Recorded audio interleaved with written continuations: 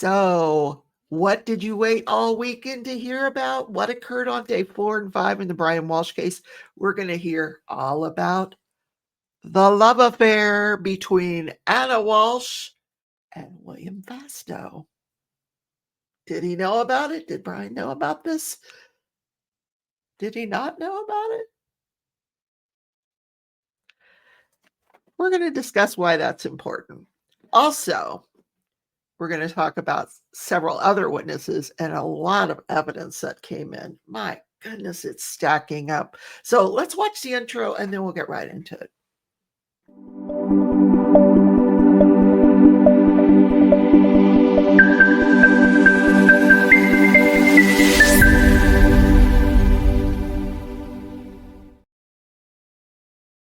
Hi, everybody. Welcome back to the channel. This is Crafting and Crime Daily. I've got Santa Claus nestled between the boobs, and I think down here is a snowflake. Oh, no, it's a bow. We got a bow down below. It's a party everywhere today. Welcome. So I'm trying to get the microphone so it's not covering this beautiful photo back here, this beautiful diamond painting. And my Christmas tree, it's got Christmas ornaments on it now. Thanks to my girl Joanna, who felt so sorry for me. I had no Christmas ornaments this year. My old roommate took them with her when she left. And so this is what we're starting with, and it's gorgeous. I made bows, and there's ornaments now, and lights, and this little pretty thing here that she threw in, and then some purple balls there. It turned out really pretty. Anyway, so let's talk about this Brian Walshe case. He's charged with first-degree murder for the death of his wife, Anna Walshe. They'd been married over 10 years, had 2 little kids, and 2 or 3. Was it 3? 3 little kids. 3 little kids. Oh my gosh. And I mean little, 2, 4, and 6 years old. And this is important in the context of what we're going to talk about today, which is the holidays. We're here. It's Christmas time. It's the holidays. Now, maybe this is my expectation, but my expectation is to spend holidays with my children, whether they're 2, 4, and 6 or 24 and 60. I want to spend my holiday with my kids, especially the 2, 4, and 6-year-olds. If I had grandchildren or great-grandchildren, that's such a fun age for Christmas. They still believe in Santa Claus. And if you're listening, yes, there is a Santa Claus. I'm just saying facetiously, they still believe in Santa Claus. Yeah, so he's accused of first-degree murder. Now, the prosecution, since they went after, and I think they may have overstepped here, they went after first-degree murder, they have to prove that he somehow intended to kill her. In other words, some sort of malice aforethought is the legal term. Malice aforethought. He had to have thought about it before, but now we're going to see that he's claiming he didn't know about his wife's affair. So why would he be angry about that? Because they're going to prosecutions bringing in William Fastow during the testimony that I'm going to describe to you today. And it doesn't establish whether he would know about it or not know about it. It seems to suggest his testimony that it was never their intent to let him know about it. They were not at that stage in their relationship where she was going to out herself, like, hey, let's sit down with him New Year's Eve and say, okay, I'm leaving you. They weren't there yet. This wasn't that kind of an affair, at least in her mind. In any case, so the prosecution is trying to prove that there's some kind of motive here. Is it life insurance? What is it that would cause Brian Walshe to go off the rails on January 1st and murder his wife?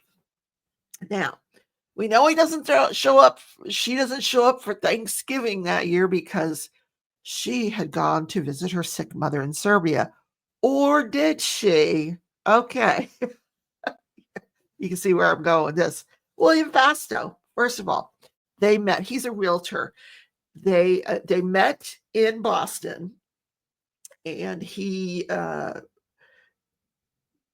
met in DC through close friends. They met in DC. She had already gotten the job in DC, but she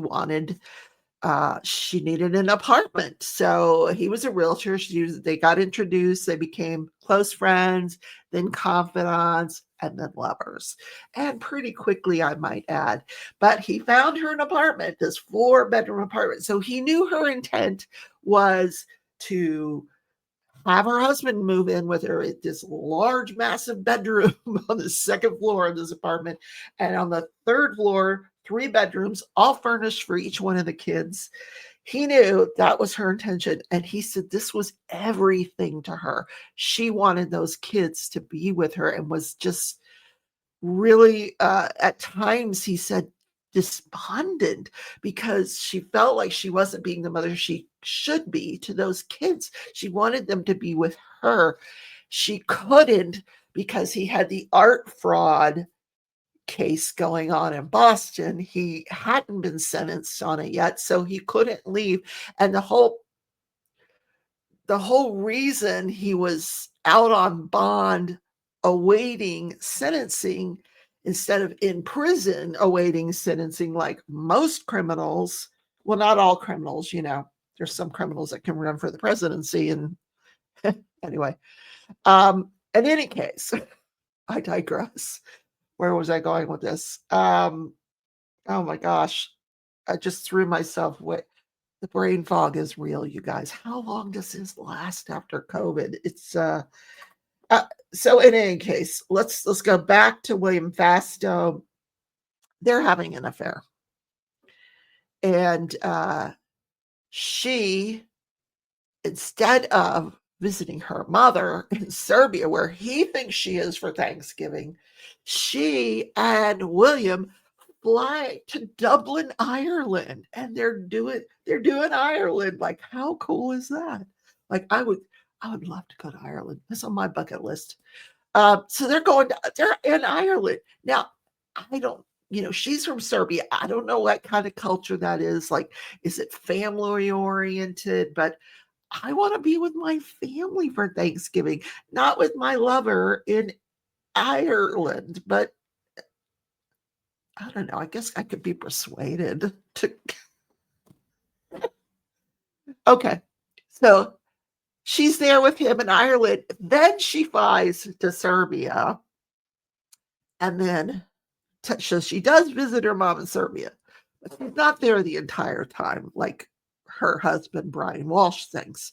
Now, did he ever figure that out? There's no evidence that he ever figured this out, that he had any knowledge that she even had an affair. The evidence, in fact, shows that he didn't learn about this affair until after he was arrested. That's what the defense is going to maintain. Now, the prosecution's trying to chip away, and there's some little bits of evidence that would suggest he could have found out New Year's Day, and here's why. So this guy, William Fastow, he was separated from his wife with the intention of they were going to get a divorce. He had kids. So, he was a little bit farther into the process than she was. I mean, he was ready to, he wanted her to be part of his life, but they weren't like actively planning. Like she wasn't there yet. She had not really made a decision, to be honest with you, whether she was choosing Fastow or whether she was going to have Brian come back to, resolve his art theft case and come to live with her in Boston. I mean, that was their hope. So they go to Ireland. She comes to Serbia. Christmas Eve, she's with him in DC. Christmas Eve. Now, who does that? Now, maybe I don't know. Maybe she had to work Christmas Eve. I don't know.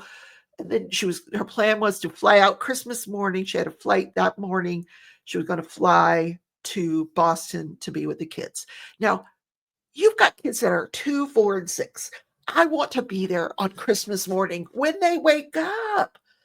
Now, maybe not. I'm a grandma. Okay, maybe I don't, I want to see it. But if I'm mom, I definitely want to see, I want to be there putting the bicycles together the night before, filling the stockings, and putting up the candy canes, and watching the kids' expression Christmas morning when they see the Santa Claus had been there and he ate the cookies and the milk and the, okay, this is all just me. Anna may not have been that kind of mom. She's at her boyfriend's house Christmas Eve. Christmas morning, she wakes up. Guess what happened Christmas Eve? It snowed. Yep. Her flight's canceled. She, she, so she ends up driving from DC to Boston so she can get home. And she gets home on Christmas Day, but it's late. So she shows up. Now, did Brian learn about the affair then? There's no evidence that he did, but it's possible. But he doesn't kill her then. There's no text. They had a guy on the stand and he testified there was no text messages or digital evidence, communications prior to January 1st that would in any way indicate he was planning a murder. He doesn't do any of those weird searches. All those weird searches are done after he's already murdered her. How do I get rid of the body? What's the best way to, do this and that and the other? He doesn't do any of that ahead of time. So where is this malice aforethought? So here's what I think happened. So William Fasto, he stops hearing from her on January 1st. Now, prior to January 1st, they were texting back and forth, back and forth, back and forth. And they introduced tons of text messages between these two. They were just constantly text messaging. But all of a sudden, January 1st, it stops. And here's when it stops.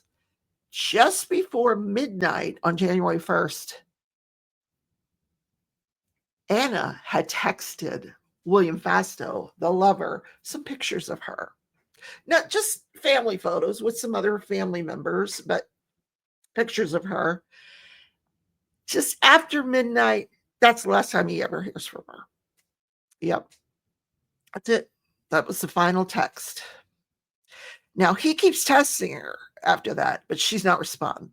She doesn't respond. So now the prosecution's trying to narrow the jury's focus.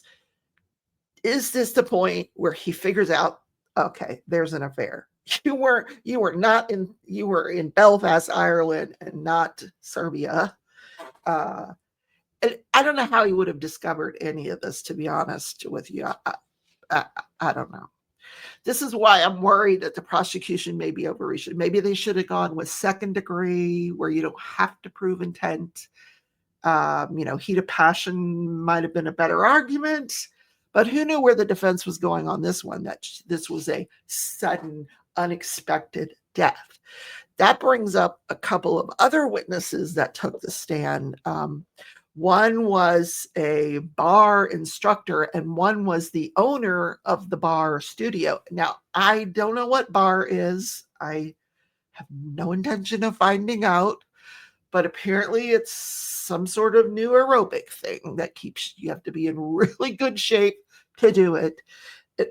The owner testified that Anna had to periodically, through her membership, and it's a very exclusive place. You have to certify you are healthy enough to do this activity.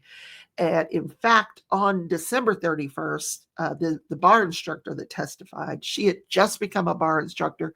They were friends. She and Anna came to her first class on December 31st. Before she, she was already up in Boston, that she had come home for Christmas. Okay. I don't know if she went back and forth between Christmas and New Year's. It's confusing to me. But in any case, so we hear from them that how active and fit she was. In fact, William Fastow testified that was very important to her. She was trying to get her body in shape after having a couple of kids. They would have fitness dates. She would work out. She was very concerned about being healthy and taking care of herself. So in any case, what else am I missing to tell you? Okay, so some other stuff that came in on day 4 and 5 was an apartment video from the Claremont Apartments.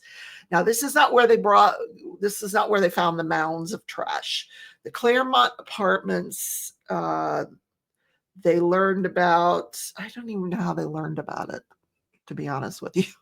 But they obtained video of this guy pulling into the apartment complex, or a person pulling into the apartment complex in a Volvo, which we know he drove a Volvo, and then he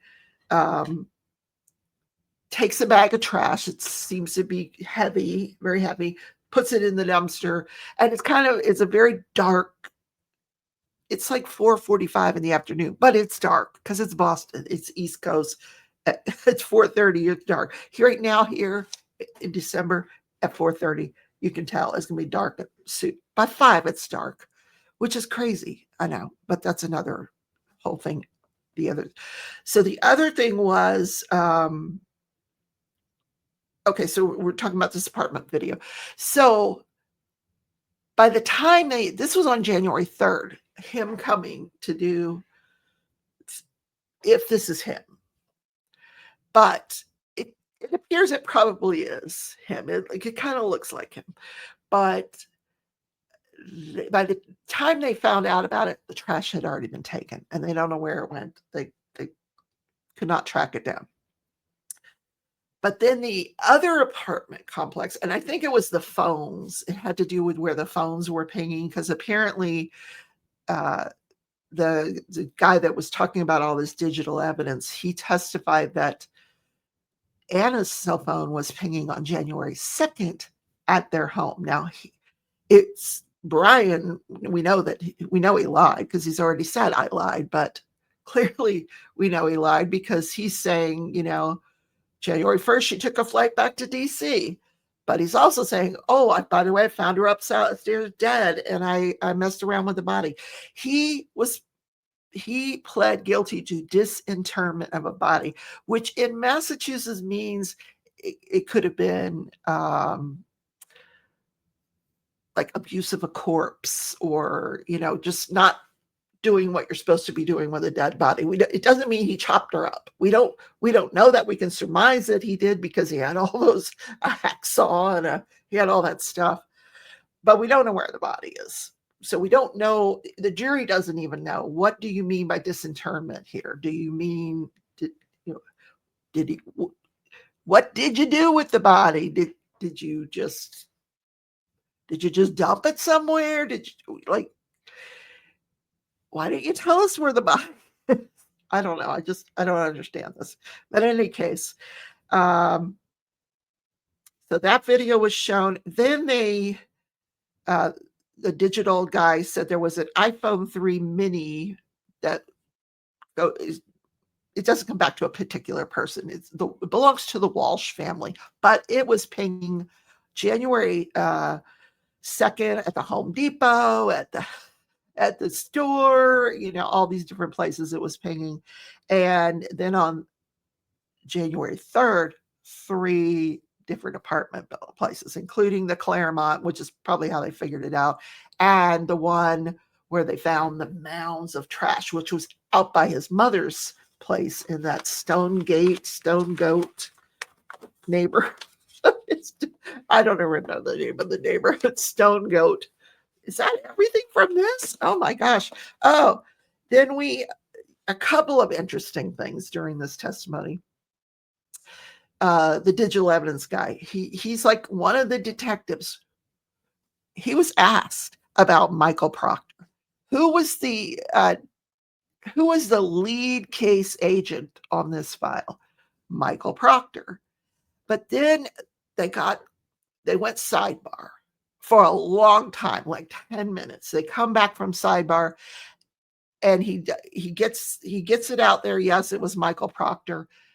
And what were his duties? His duties were to, keep everything, delegate responsibility, how a leader's responsibility. But it didn't, I don't know if they're keeping it from the jury that this guy was fired because he was disgraced in the Karen Reed case for misconduct. Are we going to hear from Michael Proctor? Are we going to hear from the lead case agent? Or not? I suspect we're not. No, they're not going to do that. But why bring it up? Why are you bringing up Michael Proctor? Do you think maybe it'll just trigger something in the mind of the juror? Where have I heard that name before? I guess if you're from Massachusetts, it's a big deal. And maybe you know who Michael Proctor is. Oh, Michael Proctor. Oh, God, not him again. Yeah, him again. And all that, if they do recognize it, and it may trigger, oh my gosh, he's a lead agent in this case too. Is everything we're hearing accurate? Because, we know this guy didn't do much of an investigation in the Karen Reed case. What kind of investigation did he do here? Those kind of things. So then the testimony on the 5th, it was half a day, but they ended with the medical examiner on the stand. And he said in this case, he could not do an autopsy. Normally, when you have a medical examiner testify, it's to the cause and manner of death. No way to do that in this case because we don't have a body. But what was happening was he was getting evidence to examine for the presence of human tissue. And if that is not the grossest thing I've just ever came out of my mouth, I don't know what is. Yeah. And that's where we ended for the weekend. Like the jury is in suspense. Like, what? What? I got to go home now for the weekend? Oh, bad. They're back this morning with a continuation because we still don't know. We heard about all the mounds and mounds of trash before they switched lanes and started in with the lover, but we didn't hear about what testing was done on that evidence and did it come back with any DNA from Anna, and because this was at his mom's apartment complex, miles away from his home. I don't know. I think the jury is missing all that. Or did they do that and I didn't hear it? I mean, I'm sure I would have heard it. I think they needed to interrupt it to get that guy on the stand, the realtor, and leave the jury with something juicy to think about over the weekend. Anyway, what are your thoughts on this case? Like, is it a slam dunk for you as well? Like, guilty. Guilty. It's kind of laughable. It really is. But the jury could really get hung up on that intent thing. So I don't know when they go to argue jury instructions, if they're going to argue a lesser included offense. I think they better do that. Otherwise, if they're dead intent on getting first degree murder, it may not happen. It may not. So I would slide a lesser included in there. I really would. Anyway, we'll see. Have a great day, everybody, and I'll see you tonight. Yes, tonight is Build With Me Monday. I'll be live at 7:30 p.m. I'm building what China calls Karen's house. I call it the Twilight Cullen house. It's a vampire house. Trust me, that's it. They just have to call it something different in China because it's a off-brand adult building block set. Anyway, see y'all there. Take care, everybody. Bye.